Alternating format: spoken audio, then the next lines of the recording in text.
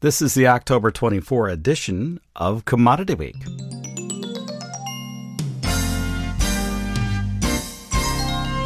Todd Gleason services are made available to WILL by University of Illinois Extension.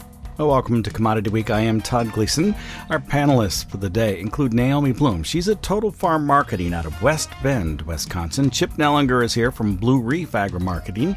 He's in Morton, Illinois. And Mike Zuzolo joins us from Global Commodity Analytics. That's globalcomresearch.com online in Atchison, Kansas. Commodity Week, of course, is a production of Illinois Public Media.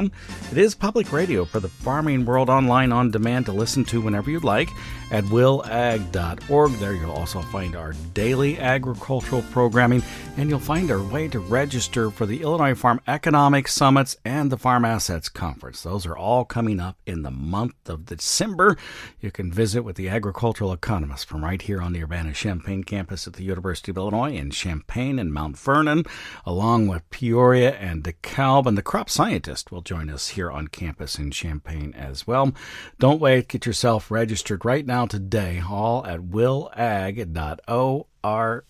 Now let's turn our attention to our panelists. We'll begin with you, Mike Zuzolo, globalcomresearch.com. What's on your list of things that we should discuss for the day? A lot of cross currents in the market right now, Todd, between the new record highs in gold, the new record highs in the stock market, a surge in the dollar, maybe some pre-election jitters, and maybe starting to hit the grain markets. And like to investigate and talk about that with the other panelists. And Chip Nellinger, Blue Reef Agri-Marketing, from you, your list of items? Yeah, I agree with Mike totally, but I would also include we've got some massive demand here the last few weeks. How long will that continue? And that demand is going to be met with a large farmer supply. So how long could this demand continue into winter, I think, is a big question in my mind. And finally, Naomi Blohm, what's on your list? Well, I think we should have producers just be thinking of having a strategic approach here. One, for the next few weeks to get us to the elections and the initial aftermath of the elections. And then part two is we shift gear towards weather watching in South America and just the importance of still South America having another good crop as it pertains to global supply and global demand. Let's start, Naomi, with you on the pre-election jitters. I've heard this a couple of times, and Mike, I'll let you chime in at the end of this with what your thoughts are. But there has been some thought that the market bottomed for a little while recently on some pre-election jitters, thinking that Donald Trump might enter the presidency again, and the tariffs would be in place, and that would not be good for U.S. agriculture. That may or may not be the case. What are you hearing and from the marketplace, the traders themselves, and how they're trying to position themselves as they go into this election? Not very far away now. Right. So what we're seeing, I think, daily market fodder is for day trading action. If one candidate seems to be ahead or behind, that's a reason for buying or selling. My thought in general is that, you got to remember when President Trump put the tariffs in effect, it lasted through the Biden administration on most of those tariffs. So we've been dealing with tariffs for the past few years.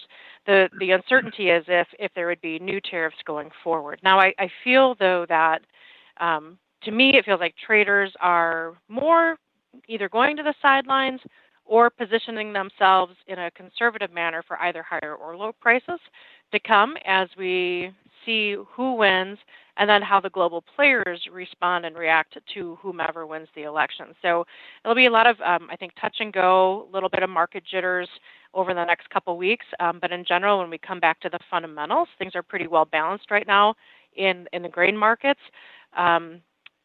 But it'll be interesting to see how the rest of the market perceives as we head and get closer to the elections and actually get those results. Chip Nellinger, it is unusual for the trade to be so interested in the outcome of the presidential election to some extent, particularly, I suppose, as to the trade policies of both of these candidates. What are your concerns or views? Yeah, I agree with Naomi. I think that there's just so much uncertainty there. You can find a poll to match whatever you want it to show. Whichever candidate you are rooting for, there's a half a dozen polls out there that would support that individual candidate. So I think the uncertainty is driving the funds to the sidelines. I don't see anything, there's not anything fundamental I see. We're going to have a big crop here. We've got a couple more crop reports to kind of zero this in, but it's going to be a record crop in the United States. There's no problem right now in South America, but yet the funds continue to come out of their shorts. And I think that it's just the uncertainty, right? I think they're going to get it back to zero, get the risk off the table, figure out who wins, and then what the ramifications are after the fact. And to me, what it means is from November 6th to somewhere shortly after the first of the year, we could have some massive volatility in all these markets, financial markets and our grain markets included. Mike Zuzolo, Global Commodity Analytics, globalcomresearch.com.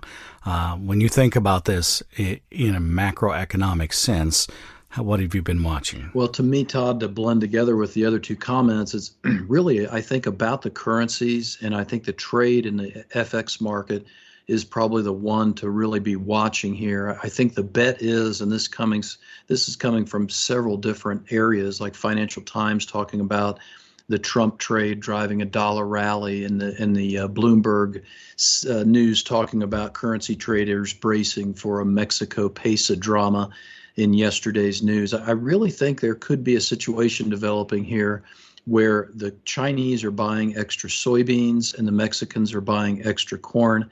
I mean, it's been a long time since I've seen 142 million bushels of weekly export corn sales put on the books. And I think it would make sense that if Trump, as he goes up in the polls, and I use the Real Clear Politics average just to stay out of the fray, and he's had a decidedly strong last 3 to 4 weeks, and I think this has coincided with some of these moves, and I think agriculture is right in the middle of it with this potential stockpiling and buying ahead in case these two major buyers' currencies weaken further in case he wins. So it makes a lot of logical sense, and I think it does, like Chip says, really open up the door for historic volatility, because if prices were to go down after the election, would the Chinese and Mexicans cancel some of these purchases? I mean, depending on how low these prices drop, and also depending on whether the South American weather play is no longer an issue and competitive supplies would be available. And I think this is something,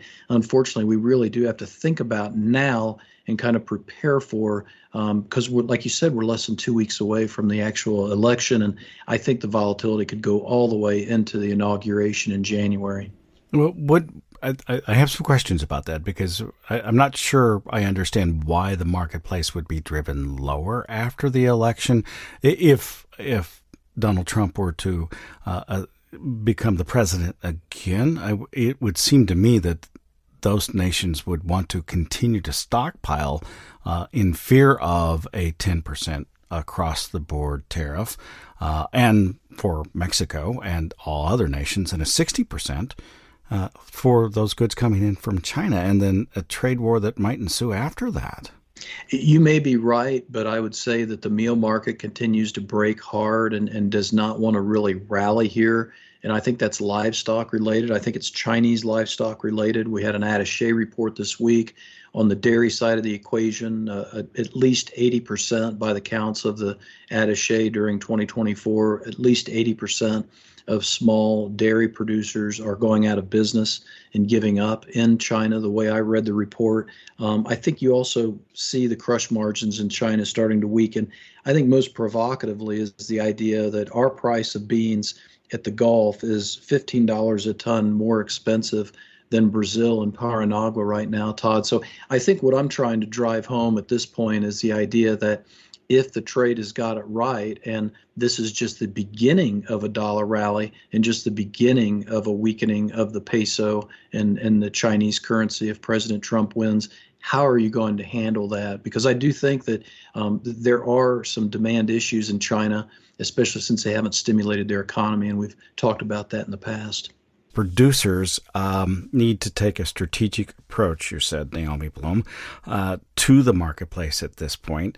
They are very tight-fisted with the grain and oilseeds that they have put away. What should they be thinking? Well, I think there's a couple of things going on. So in the short term, keep an eye on your basis levels. We're starting to actually hear basis levels improving in some portions of the Midwest where harvest is wrapping up.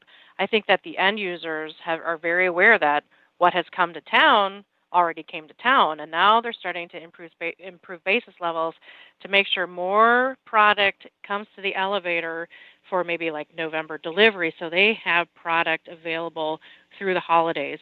So that's something that in the short term a producer can be mindful of, just keeping track of that basis and being opportunistic about that. So keep an eye on that. I think also in the short term, it might be okay to take a look at some short-term December puts.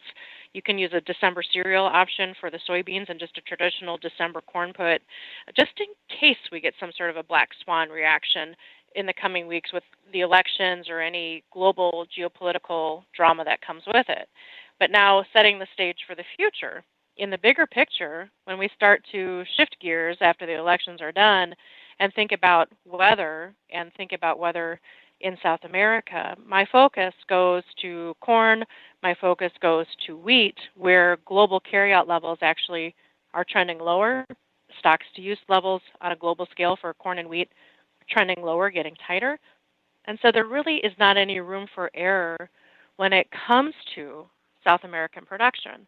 And when I think about corn exports, the U.S. grows a third of the world's corn, and we are the world's biggest exporter of corn.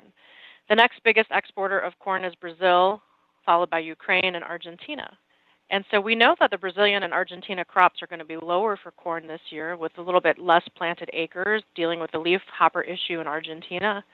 And so what that means is that if they don't have big production in the coming months, that maybe that would be more demand for the U.S. marketplace. So, there's the short-term supply and demand issues, geopolitics, and then there's the bigger picture yet, where the truth is that global corn carryout, global wheat carryout continue actually to trend lower. But the bean carryout, that's a different story. Lots of beans out there. Okay, so I'm thinking about this and wondering at this point, as many farmers are, I believe, how to view the large size of U.S. crops that have been put away. And farmers for soybeans, I know they're thinking, man, we lost 4 or 5 bushels an acre here in parts of the Corn Belt because it was harvested in such dry conditions. When will that show up, and what difference does it make? And then you and the trade itself across the board, meaning you, all three of you, are likely to see, as Chip termed it, massive demand, so that exports have been really good. I'm wondering whether that's front-loading. Ethanol usage has been really good. Historically, the fall is front-loaded, and I'm wondering whether it's even more so this year. And then what that really means after the beginning of the year. So the question is, if you try to suss out what this chip means in January or February today, can you give me a picture that is either friendly or bearish or neutral? I'm not sure what the market's telling me that it needs. For instance, it's bull spread at the moment. Yeah, I think I think it's very confusing right now, and I think both Mike and Naomi kind of hit 2 important points on the head. Number one, yes, we're tightening world corn and wheat carryout, but my fear for a couple of years, and it's been delayed because of the Brazil weather problems that we've seen for a couple of years, is if they come with the planted acreage that they're forecasted to, and they don't have a weather problem, they have big yields. We have a massive problem with the oversupply of beans in the world on top of our big crop. I think that would overshadow things. I think you're right, though. I think some of the demand that we've seen here is front loading a little bit. We've been competitive, but as you look out ahead, assuming normal production in the Southern Hemisphere, we're not competitive out in the time frame in the winter time frame when South America normally takes over as the cheaper supplier. That's in the market right now that, we kind of fall off the cliff here after about December, and the competitiveness goes to the Southern Hemisphere. And so, I think to your point, Todd, it's very confusing right now, right? You've got the bull spreads working in beans, right? They're threatening to go inverted potentially in the bean spreads, and we're, towards the end of harvesting a record bean crop. So I think part of it is a lack of farmers selling. Not that the supply is not there, the farmer's not selling it, and I think that potentially might make it feel a little more bullish right now than it is. I continued to hear at the end of the marketing year, farmers rolling over corn, paying anniversary storage charges at the elevator, cleaning out their on-farm storage and hauling it to the elevator to store. I think that there's a tremendous amount of unpriced corn and beans out there that we just kind of searching for a level, or the market's trying to search for a high enough basis and cash level to kind of stimulate some of that demand. So I agree with you. It's confusing. The market signals are a little bit dynamic and confusing. You throw this election on top of it. I don't know what it means. To me, I agree with Naomi. Protect your downside. In the next 10 days here, we're out of the crop insurance fall averaging price. You have no more downside protection than puts are fairly cheap right now, and the uncertainty is there. And I'd be in favor, like Naomi said, look at some puts in here because of the uncertainty and hope it goes higher and you're wasting money on the puts. Yeah, just on that note, a webinar that the University of Illinois hosted today that Gary Schnitke was on, and then I did some interviews with him as well. We talked about crop insurance and the ARC and PLC payments. If any, PLC won't pay. ARC is unlikely to pay. Crop insurance even is unlikely to pay for most places. Even with ECO, SEO, though Gary was less clear about what that might mean. So it'd be interesting to watch all of that come into play. Those are external dollars that producers might end up in their back pockets, but things that they do have to keep track of. So coming back to you now, Mike Zuzolo, how is it that a producer should watch the wheat market? You're a lot closer to the hard red winter wheat growing area, and you watch France as well as the rest of the European Union, Russia, and Ukraine as well, because the Northern Hemisphere now trying to sow a wheat crop into sometimes really dust, and it may have been sown, may not get much rainfall on it in particular parts of the globe. How does that crop itself work into the way you're thinking about the commodities across the board? Yeah, to pick up on what Naomi was talking about, that we're at 10-year lows on the world wheat stocks to use levels. And I think it's really worth keeping that in the forefront of your mind, because to me, Todd, I'm pretty much where I have been the past year plus, in that wheat is the best candidate to change the grain price trend since 2022. If we really want a long-term low, I think it's really got to happen in the wheat. And I think this week helped shore that up again, because we once again see the corn making a 4-week high, the beans making a new weekly high and getting into a 2-week high, close to, if not a little bit above, but couldn't hold that high even with those massive exports. And I think it goes back to the wheat's not playing ball. Wheat's not playing ball, I think, because of Russia introducing this question mark about their export policy and the possible impact on the international tender system. And a couple European companies, one in particular, talked about this on Wednesday at a big meeting, and he talked about how they're trying to navigate around this in case it is a bilateral system that Russia establishes and kind of breaks the international trading system when it comes to wheat, as they are the largest wheat exporter in the world. So I think wheat, that's reason number one why I think wheat is the key. I think reason number two is the global drought that we've had. It's, I think, physically and materially impacting production, and this goes to the hard red wheat planting starting to slow down, and it's by design by producers. Ukraine is talking about how they have a substantial amount of their crop late planted. I think their planting pace at this stage of the game is only like 80 or 85% They're at like 3.8 million hectares, and it's like 85, 86% of their projections on planting of their winter wheat. I think this all adds to the idea that we really need the wheat, the crude oil, and the copper higher, the dollar lower, and that then brings in, I think, the funds in a concerted way, both the commodity index funds and the managed money funds. Until we get that, I think we're playing weather supply and massively wide trading ranges. Have you given much thought, Mike, to, and I think you have, Russia's move to come out of the marketplace, go direct to the end user, in this case, dealing directly mostly with other nation states to market their crop, and what that means to the commodity market and futures trade? Yeah, I have, and I think this goes back to what to watch for after the election and after we get past the potential for that railroad strike to resume in mid-January. It could be one of those major factors that we didn't see coming. And I think one thing that might be happening is I think some of the satellite imagery and some of the anecdotal evidence that I've looked at would suggest the Black Sea region's hit a lot more than it let on in terms of the wheat crop supply this year, and that they're going to need to hold back their supplies from last year, what they have left. And I think it could be that the wheat crop in Russia could be below 80 million metric tons.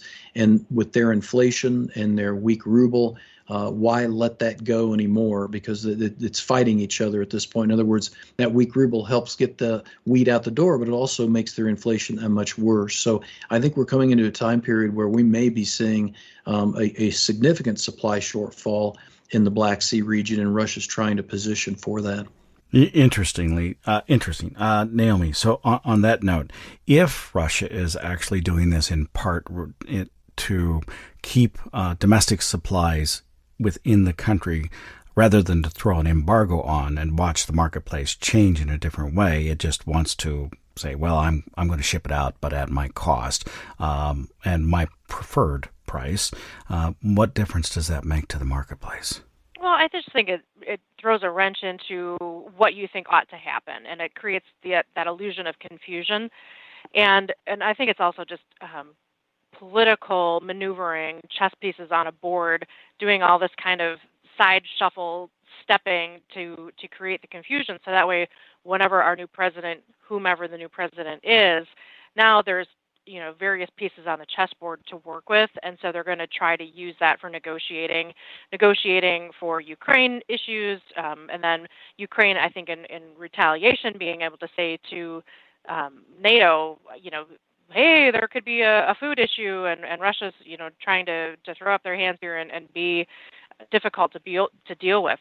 So I think it just creates confusion. Is mainly my opinion what to take from it, and the bigger picture, though, to also watch would be where is that supply actually? Because then if it's a lower number in general, that creates that lower ending stock situation that we just said was happening for 9 years to maybe kind of continue. So it's interesting to watch all of the political movement that's happening in the world right now in the coming weeks. Lots of uncertainty for sure. Okay, so Chip, I'm going to follow this rabbit hole just for a bit because I think it's fun and interesting and worthwhile. So the Soviet Union falls. The Chinese watch that and understand that market capitalism is one of the reasons they were not able to survive. Now Russia is pulling out of market capitalism in a big way. For the food crops, food and feed crops. China is looking at this, has been able to survive and compete as a communist country on the planet using market principles.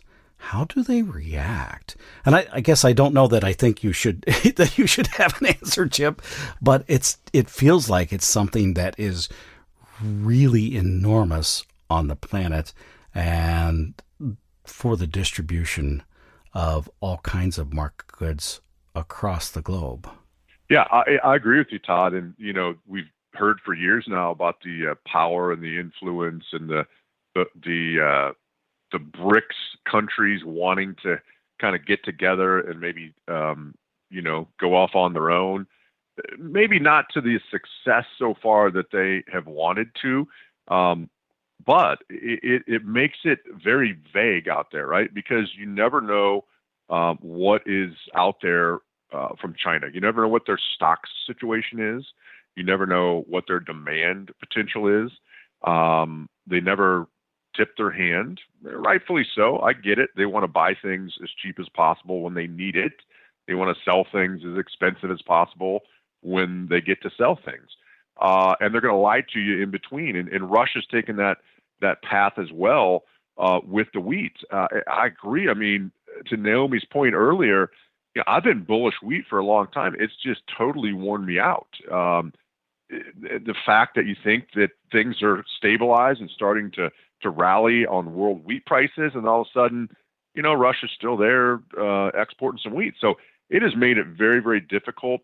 And so far, those world wheat prices haven't moved much. And until they do, I don't think wheat can do much. And wheat seems to be, whether it's friendly or not, outside of the initial phase of the Russian-Ukraine war, the wheat market is the darling short position, just outright and as spreads of the funds. And they love being short wheat, and they don't like being long wheat very much. So go around in circles here for you, Todd, but I don't know. It's a very shifting type sands environment that's out there on this world trade. And, the take home to me is we're becoming more and more insignificant in some ways, right? We're a backseat to Brazil now. They're by far, a bigger player. And, Russia's starting to throw their weight around. And China, always wins, so to speak. And so it leaves us kind of in the cold a little bit in some ways, because we're out here struggling for market share and struggling to try to figure out what our position is as far as world trade goes in this environment. Mike Zuzolo, something that Chip said reminded me that we should have a discussion about the BRICS countries. I don't recall quite who they are. Let's see, Brazil, China, India, Egypt, Ethiopia, India, Iran, Russia, Federation, Saudi Arabia, South Africa, United Arab Emirates.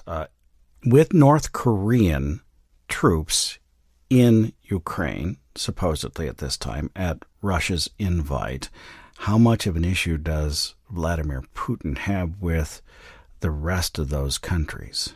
Well, I take it, and I'll try and dovetail what Chip was just talking about. I mean, what I think he's talking about very rightly is a time of deglobalization, much like the 1930s. Not exactly the same, but very similar, I think, Todd. And that is mainly due to, and this is the idea that the East countries, like I call them the New East, would be those new BRICS countries, and versus the New West. And that New East has gotten sick and tired, and this is them talking, of the U.S. dollar being the sovereign currency and the Federal Reserve monetary policy punishing them for the last 45 years. They sincerely want to break it apart because of they don't have the control of their own country and their currency markets that they want and their financial markets that they want. I don't know if they could ever get control, even if they had the control. In other words, I don't think they could rebuild what we have already built for them since World War II and Bretton Woods. But leaving that aside, I think with that type of mindset that they sincerely want to deglobalize the world. They want to form a new geopolitical and trading bloc. And I don't think they have a problem doing that through war. And my personal view, and as a political scientist and a historian, I believe that Putin's move with North Korea, yes, it's because he has, lost an enormous amount of troops and needs those troops.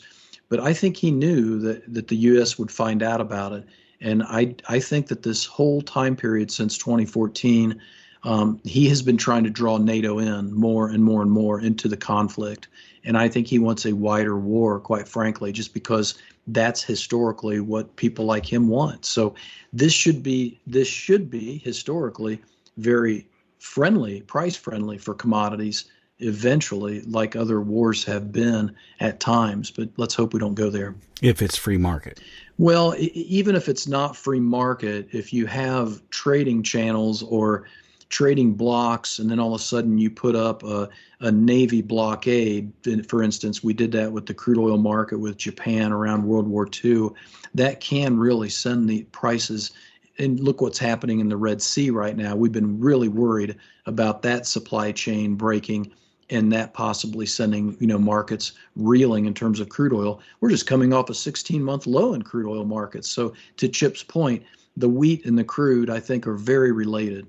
Naomi, I'll let you have the final word kind of on this topic. I do stand corrected. You're right. India is in that group.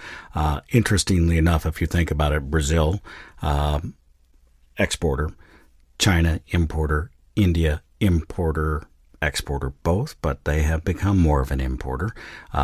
Those two countries representing almost 3 billion people, I suppose. Russia is there, South Africa, United Arab Emirates, and a couple of others. Your thoughts on this discussion so far? I just still go back to where I think it's posturing for negotiation with upcoming presidential elections and whoever wins. I do think it is the point where they are now realizing the powerhouse magnitude that those countries have together between the commodities that they grow, the commodities that they have under the earth, what they can produce in their factories, and how they can all work together. And they have had deep, hatred is not the right word, but just I don't want to say anger towards the United States or the Western world, but sometimes it feels that way. So, the thing about countries like that, when they have an opportunity to just go in there and take advantage of a situation where they can make a big fuss out of something, that is, I think, what is happening right now. Do they have the ability to do some, damage, dare I say, to how the commerce system works? Yeah, they've got enough muscle power that they could do it. But I just, in my heart of hearts, I feel that this is a negotiation stance heading into our elections, because now they've got something that they can negotiate on. They can say, see, this is what we can do, our BRICS countries, this is what we can do on our own. And now they're going to want to come back and work with the United States or with Europe and with NATO. Let's wrap up now. I'll get a final word from each of you. We'll start with Chip Nellinger. He's at Blue Reef Agri-Marketing in Morton, Illinois. Chip? Yeah, Todd, I think this has been a great discussion. There's so much going on right now.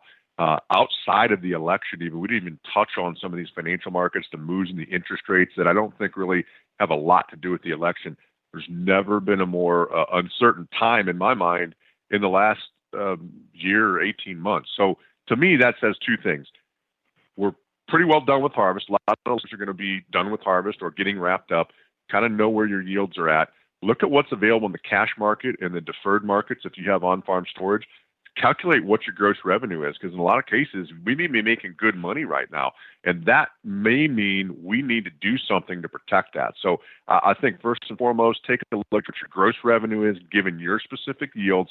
If there's profitability there, all this uncertainty ahead of us, the election, the production in South America, the rest of the unpriced inventory of our crop that we just harvested or are harvesting, there's tremendous uncertainty there, and that profitability could go away very quickly in the wrong environment. Mike Zuzolo, Global Commodity Analytics or globalcomresearch.com. Your final word?